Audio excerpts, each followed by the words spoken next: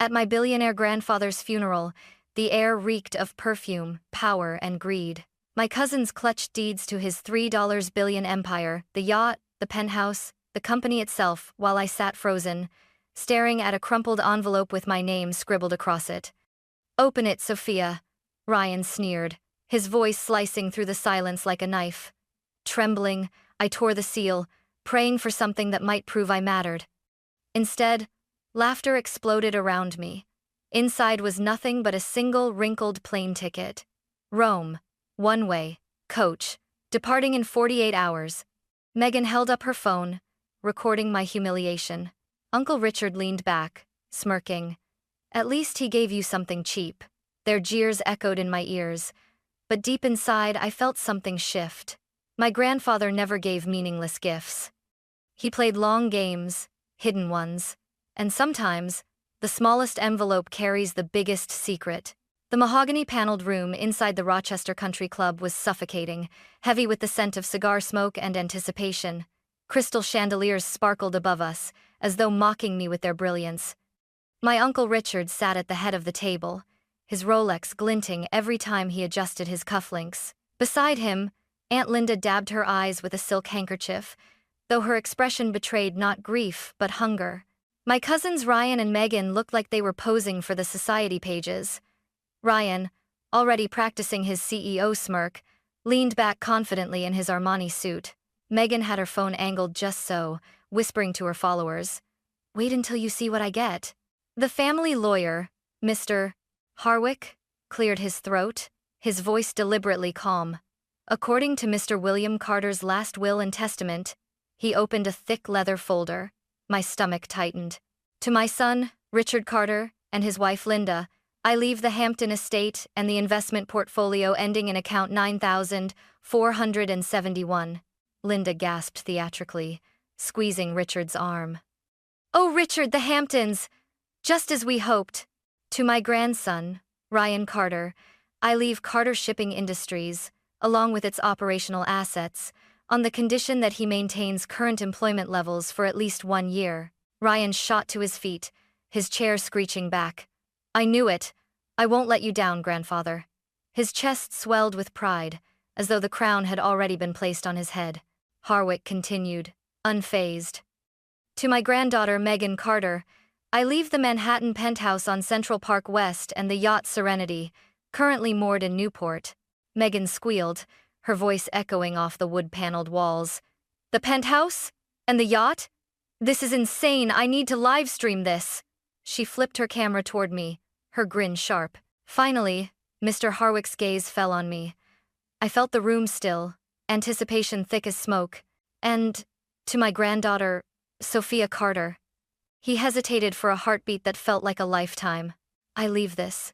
He reached into the folder and pulled out a small white envelope, edges worn, my name written in my grandfather's shaky handwriting. The silence lasted all of 2 seconds before Ryan barked out a laugh. "Are you serious? An envelope?" Megan cackled, already raising her phone again. "This is too good." "Poor Sophia, what did you expect? A kingdom?"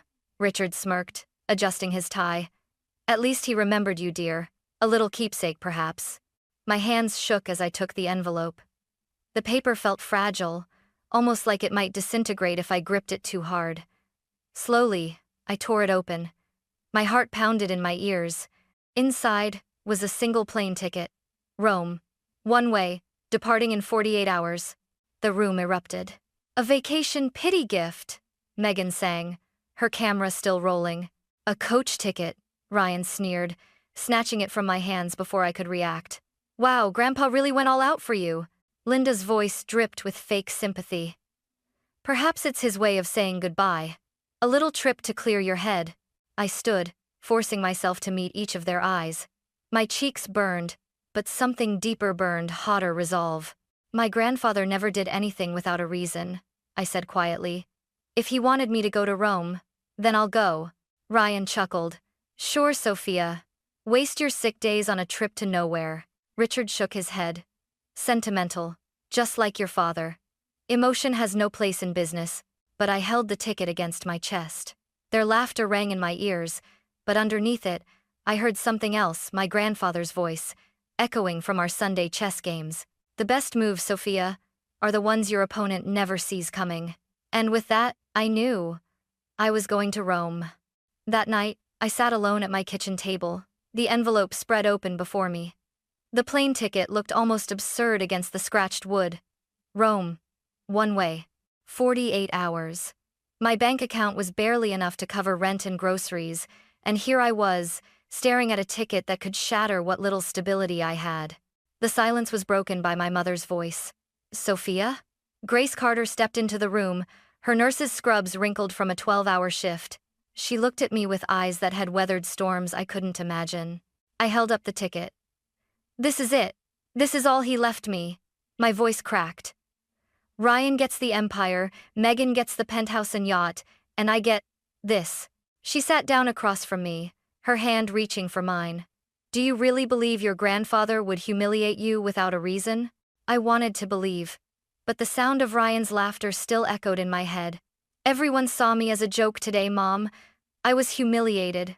Maybe that's what he wanted to remind me I'm not part of their world. Her grip tightened. No, Sophia. Your grandfather never played games without purpose. You know that better than anyone. How many times did you play chess with him? How many times did he tell you, don't look at the obvious, look at the move no one else sees? Tears burned my eyes. But what if I'm wrong? What if I go to Rome and it's just nothing? Just another way for them to laugh at me? Mom's voice softened, but her eyes were firm. Then at least you'll know. But if you don't go, you'll spend the rest of your life wondering. And I'll tell you something your father once told me. Sometimes trust means stepping into the unknown, even when it looks foolish. Her words sank deep, echoing the very lessons my grandfather drilled into me over years of Sunday afternoons bent over a chessboard. I could almost hear his gravelly voice whisper, "Real trust is when you move before you see why." I stared at the ticket again, my hands trembling. Logic screamed to tear it up, to keep teaching, grading papers, and living my modest life. But another part of me, the part that remembered the rare smile my grandfather gave me after I'd once refused to sacrifice everything just to win, knew this wasn't random. I exhaled shakily. Okay, I whispered. I'll go, Mom smiled through weary eyes.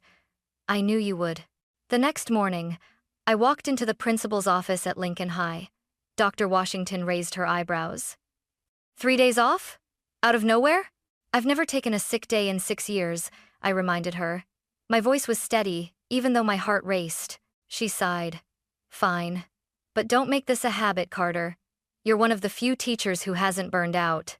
I nodded, clutching the approval slip like it was a passport to another life. Back home, I packed lightly. 2 changes of clothes, my passport, and my father's old leather journal. The journal was filled with his scribbled notes, chess puzzles, and reminders he used to leave me as a child. It felt like carrying a piece of him on my journey. That night, lying in bed, I replayed the day. The sneers, the laughter, the sting of humiliation, but then I pictured Ryan drowning in his new empire, Megan flaunting her penthouse, Richard toasting to his Hamptons estate. They thought they'd won.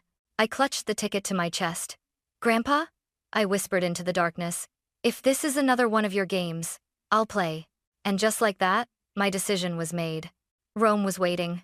Detroit Metropolitan Airport was buzzing with its usual chaos. Families arguing about luggage, businessmen glued to their phones, children crying as if the world had ended. I sat alone at gate 32, staring at the flimsy boarding pass in my hand. Rome. One way. Seat 32. B. Middle row.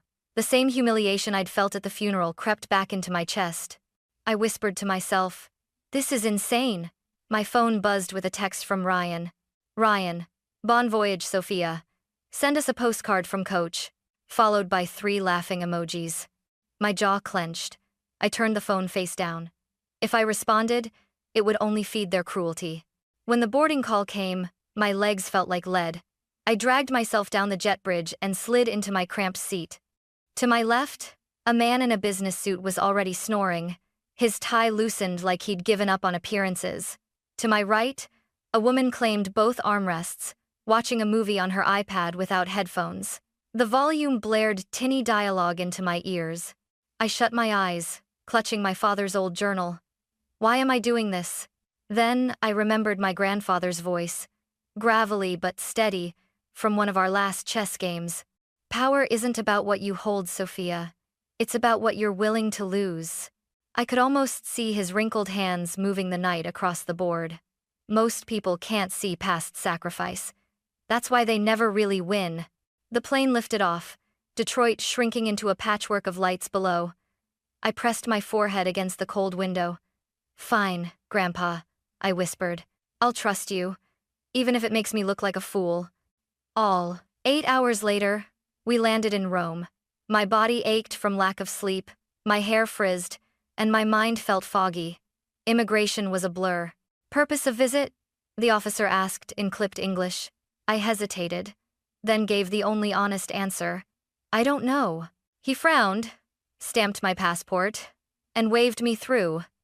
Dragging my carry-on into the arrivals hall, I was swallowed by chaos, families reuniting with tears, chauffeurs holding up signs, tourists looking lost. My pulse quickened. I had no plan, no hotel, no clue what to do next. Then I saw it, a neatly printed sign that read, Sophia Carter. A tall man in a tailored black suit stood holding it. His sharp features softened as his eyes landed on me. He stepped forward. Miss Carter? I froze, clutching the handle of my suitcase. Yes, that's me. Relief washed over his face. Finally. Please, come with me. My heart pounded. Who are you? He gave a slight bow. My name is Lorenzo. Your grandfather arranged everything months ago. I blinked, stunned. My grandfather? But he's dead. Lorenzo's eyes held mine, calm but firm.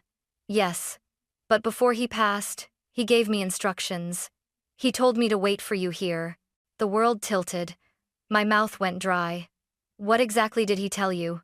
Lorenzo smiled faintly, and his voice lowered as he spoke.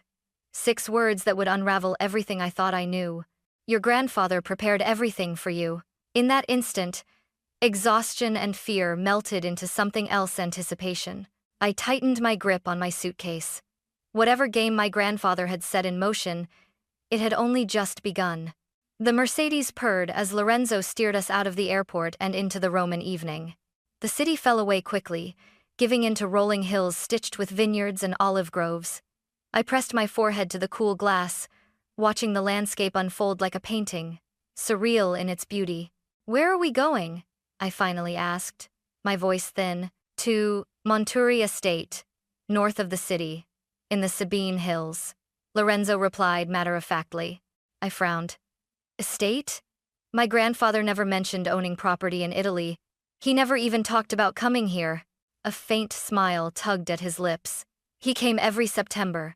For over 40 years. Alone. The words lodged in my chest. 40 years? My grandfather, the man who preached about family loyalty, who never missed a Christmas dinner in New York, had spent decades hiding. This? We climbed higher, the road narrowing, flanked by cypress trees that reached skyward like silent sentinels. At the end, wrought iron gates swung open automatically. And then I saw it. The villa rose from the hillside, like something out of a Renaissance, painting 3 stories of golden stone, balconies dripping with ivy, terraces overlooking endless rows of vines shimmering in the fading light. My breath caught. This is impossible, I whispered. Lorenzo parked in front of massive oak doors carved with intricate patterns. Before I could gather myself, the doors creaked open. An elderly woman stepped into the sunlight. She moved with quiet elegance, silver hair pulled into a simple bun, a black shawl draped around her shoulders, her eyes steel gray, sharp yet warm, locked on mine. Tears streamed freely down her wrinkled cheeks. I froze. Something in her face was achingly familiar. Lorenzo's voice softened. Sophia Carter. Meet your grandmother, Sophia Whitmore.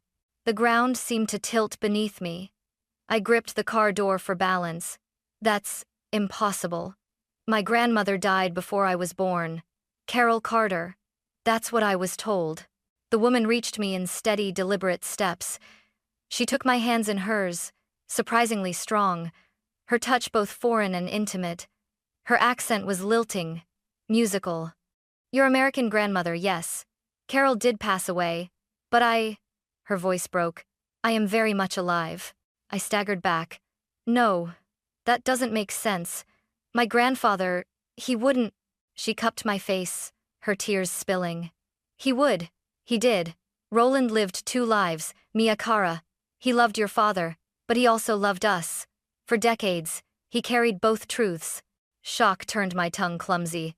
So you're my real grandmother? Her gaze pierced into me, steady and sorrowful. Yes. And you are the granddaughter I have waited half a lifetime to meet. I yanked my hands back, anger boiling beneath my ribs. He lied to us, to all of us. He built an empire in America while keeping you hidden here. How could he do that? She sighed, her shoulders trembling with both pride and pain. Because he could not choose. After the war, he stayed to rebuild. We married in 1947. We planted the first vines together. But then America called. He thought he could hold both worlds. He was wrong. And yet, he tried. My vision blurred with tears, betrayal, grief, and something else I couldn't name, churned inside me. She drew me gently toward the villa. Come inside, Sophia. There is so much you do not know, and so much he left only for you. As I crossed the threshold, the air was filled with the faint, sweet scent of wine and old wood. My grandfather's shadow lingered everywhere, in photographs lining the walls, in dusty ledgers stacked on the shelves, in the ghost of laughter I had never known. And I realized with a chill, the plane ticket hadn't brought me to Rome, it had brought me to the truth. The sitting room was unlike anything I had ever seen, walls lined with framed photographs, shelves heavy with leather-bound ledgers, and an antique desk polished to a shine. A fire flickered in the stone hearth, casting shadows across a gallery of faces frozen in time. I stopped in front of a wedding photograph.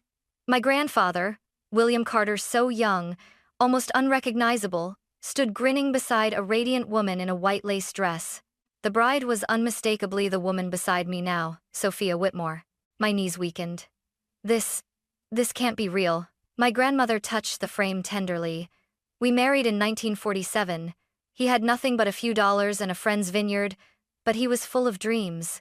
I turned sharply toward her. Dreams that came at the cost of lies. She didn't flinch.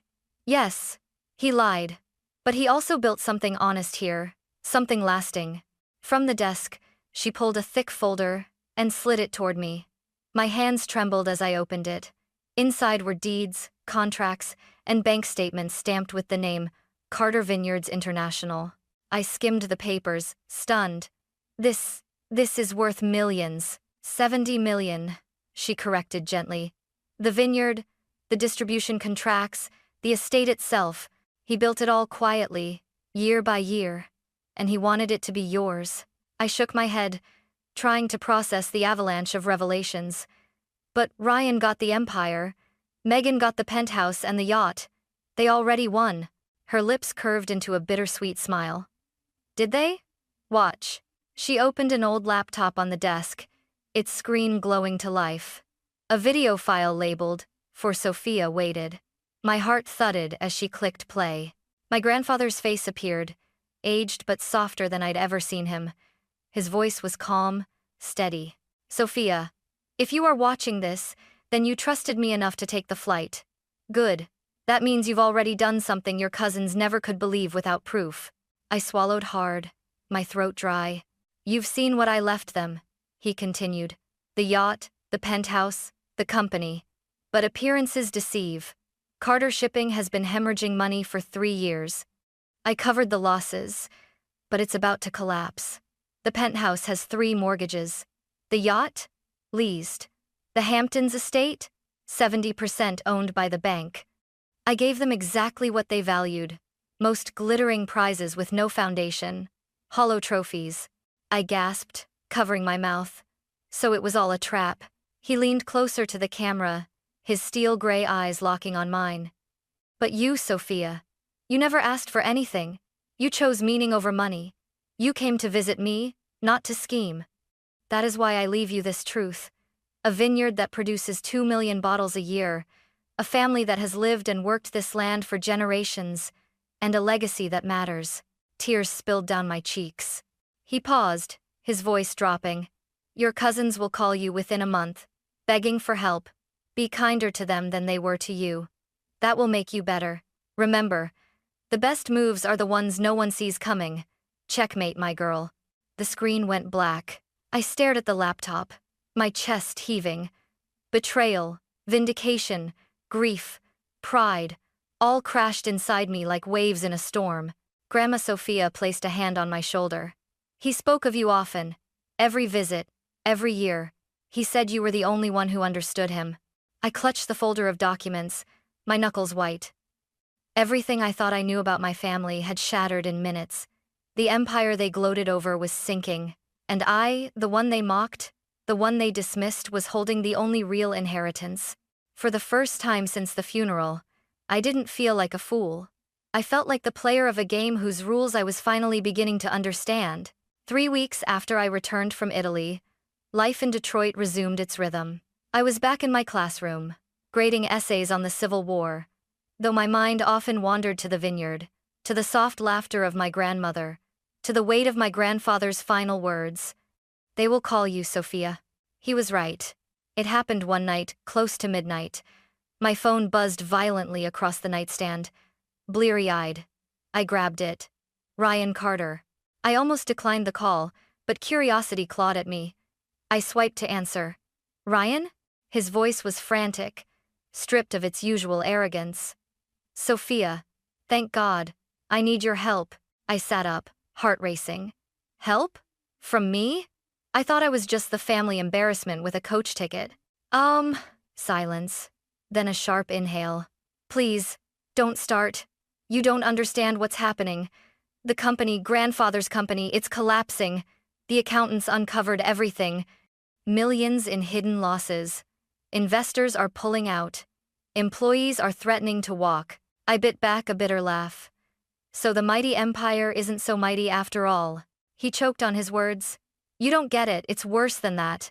The bank froze our assets yesterday. Megan's penthouse was foreclosed this morning. The yacht? Gone. Even Dad, he's losing the Hamptons estate. We're drowning, Sophia. I let the silence hang. My pulse thundered in my ears. Finally, I said coldly, and why are you telling me this? His voice cracked, desperation dripping from every word. Because grandfather left you something real, didn't he? He left you the vineyard. The truth. You're the only one who can save us. Tears stung my eyes, but they weren't of pity, they were the bitter memory of laughter at my expense, the sting of humiliation at the funeral. I let the venom slip into my voice. Do you remember how you all laughed? How you called my ticket a pity gift? How you filmed me like I was some tragic joke? On the other end, Ryan's breathing faltered. I remember, he whispered. Then tell me, why should I help you now? His answer came slowly, raw. Because I was wrong. We all were. You were the only one who ever cared about him, not his money. We mocked you because we were afraid. Afraid he saw in you what he never saw in us. And now, we're paying for it. The weight of his confession pressed against my chest. For the first time, Ryan didn't sound like the smug heir to billions. He sounded like a drowning man clinging to the last piece of driftwood. I closed my eyes. My grandfather's words replayed in my mind. Be kinder to them than they were to you. That will make you better. My grip tightened on the phone. I'll think about it, I said finally, my voice steady. Please, Sophia, Ryan begged, almost breaking. Don't let the Carter name die. Don't let me fail. Before I could answer, another voice cut in Megan. She must have been on speaker. Sophia? Her tone was different, stripped of vanity. It's me. Please. I don't care about the penthouse anymore, or the yacht. I don't want to lose everything. I don't want to lose our family. I almost laughed at the irony. Megan, who had gleefully live-streamed my humiliation, now begging for my mercy. You already lost me that day, I said softly. There was silence on the line. I could hear Megan stifle a sob, Ryan muttering curses under his breath, not at me, but at himself.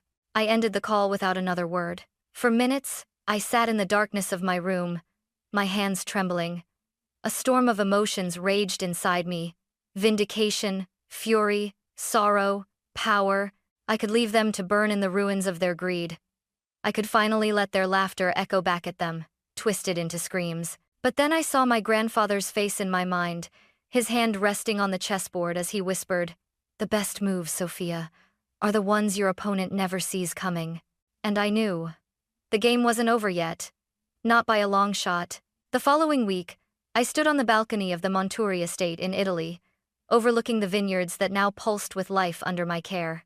Autumn sunlight kissed the rows of vines, and workers moved steadily, laughter echoing across the hills. For the first time in my life, I felt rooted powerful not because of wealth, but because of something real. That's when the call came again. "Ryan." I let it ring 3 times before answering. "Yes?" His voice was quieter now, stripped bare of arrogance. "Sophia, we're in New York. We want to meet, face to face." I hesitated, staring at the endless green before me. "If I agree, you come here. To Italy. To see what real work looks like." There was a pause. Then, almost broken, he said, "We'll come." 3 days later, they arrived, Ryan, Megan, Richard, and Linda. But they were shadows of the people I'd faced at the funeral. Ryan's suit was rumpled, his eyes hollowed from sleepless nights. Megan wore no designer clothes, only a plain blouse, her phone nowhere in sight. Richard and Linda looked smaller somehow, their sharp edges dulled by defeat. We sat in the estate's great hall, the fire crackling between us. I let them wait in silence, just as they had once made me squirm. Finally, I spoke. "You came all this way. Why?" Richard cleared his throat, but it was Ryan who answered. "Because we need you. The company is dead, Sophia. The money's gone. But you," he gestured around the hall, "you have something real. You have everything." I leaned forward. "No, Ryan. I don't just have everything. I have what matters. And you have nothing because you valued appearances over substance." Megan's voice cracked. We know we were cruel. We laughed at you. We humiliated you. And now we're begging you. Please, give us a chance." My chest tightened. Their words were the apology I never thought I'd hear, but forgiveness wasn't so simple. "You mocked me," I said coldly. "You called my inheritance worthless. You treated me like I didn't belong. So tell me, why should I let you belong here now?" Ryan's hands shook. "Because we're family, and because I swear, I'll prove myself. I'll work. I'll do whatever it takes." I let the silence hang, the fire snapping between us. Then, slowly, I nodded. "Fine, but on my terms." Their eyes widened. "Ryan," I said firmly, "you will manage U.S. distribution for Carter Vineyards. Salary only. No ownership, no control. You'll answer to me." His jaw tightened, pride flaring in his eyes, but he swallowed it. "I accept." "Megan," I continued, turning to her, "you're good at branding, but your Instagram lifestyle is over. If you want a place here, you'll work in marketing. Real marketing, selling a product you can believe in. You'll start at the bottom, learning the craft from Lorenzo's son. No shortcuts." Her lips trembled. "I'll do it, I swear." Finally, I turned to Richard and Linda. Their faces were pale, expectant. "You two have lived your lives chasing spotlights and fortunes. You lost them both. I have nothing for you here." Linda gasped. "Sophia, please." "No." My voice rang through the hall. "You will build your own lives. Modest ones, perhaps, but honest. That is your redemption." Richard lowered his gaze, shame softening his features. For the first time, I saw not a predator, but a tired man who had finally run out of lies. I stood, the crackle of the fire filling the silence. "This is not revenge. This is justice. And mercy. Grandfather wanted me to be kinder than you were to me. I'm offering you a chance. Don't waste it." For a moment no one spoke. Then Ryan rose, bowed his head slightly. "Thank you, Sophia, for giving us more than we ever gave you." Megan wiped her eyes, whispering, "I won't let you down." As they left the hall, I felt the shift deep inside me. The girl they had mocked at the funeral was gone. In her place stood a woman holding not just an empire, but the authority to decide who was worthy of it. And for the first time, They weren't laughing. They were listening. The sun was melting into the horizon, staining the vineyards in shades of gold and crimson.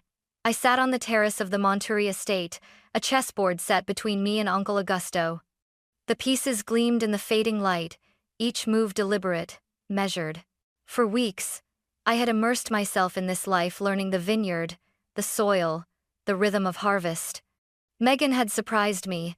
She rose early, walked the fields with Lorenzo's son, even dirtied her hands pruning vines. Ryan, though still stiff with pride, was learning humility. He sent me updates from New York, spreadsheets filled with projections, always ending his emails with, "I hope I'm doing this right."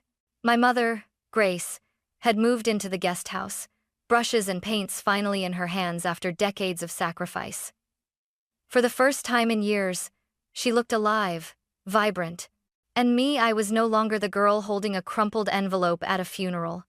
I was the woman who had discovered a hidden empire, a hidden family, and, more importantly, a hidden strength within myself.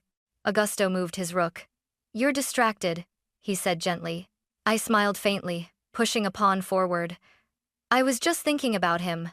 About grandfather." He nodded. "He played long games, hard games. But in the end, he knew which pieces truly mattered." I stared at the board. The black queen loomed menacingly, but I saw what he didn't: a path to checkmate in 3 moves. My grandfather's words echoed in my mind. "The best moves are the ones no one sees coming." I moved my knight. Augusto raised his brows, suddenly realizing too late. "Checkmate," I whispered. He chuckled softly, conceding the board. "You really are his granddaughter." I leaned back, my eyes drawn to the bottle of wine on the table. The label read, "Eredita, 2024 inheritance." In my grandfather's handwriting, scrawled beneath, "For Sophia, who understood." I picked it up, running my fingers over the glass. He gave me more than land, more than money. He gave me the truth of who he was, and who I am. Augusto's expression softened. "And what will you do now?" I gazed out over the rolling vineyards, the land that had outlived secrets, lies, and greed. "I'll continue. For him. For us. For the family that still believes in something real." The evening breeze carried the scent of grapes, earth, and promise. I thought of the funeral, the laughter, the jeers, the humiliation. And then I thought of this moment, the quiet triumph of knowing I hadn't just inherited a fortune, but a legacy that could never be faked or stolen. My grandfather had played the longest, most ruthless game of his life. And in the end, he had chosen me as his final move. I looked at the chessboard one last time, then at the bottle of wine glinting in the dying light. My voice was steady, certain. He won, but so did I. The wind whispered through the vines as if carrying his voice back to me. "Checkmate, my girl." And this time, I didn't feel like the overlooked granddaughter. I felt like the true heir, not to his wealth, but to his wisdom.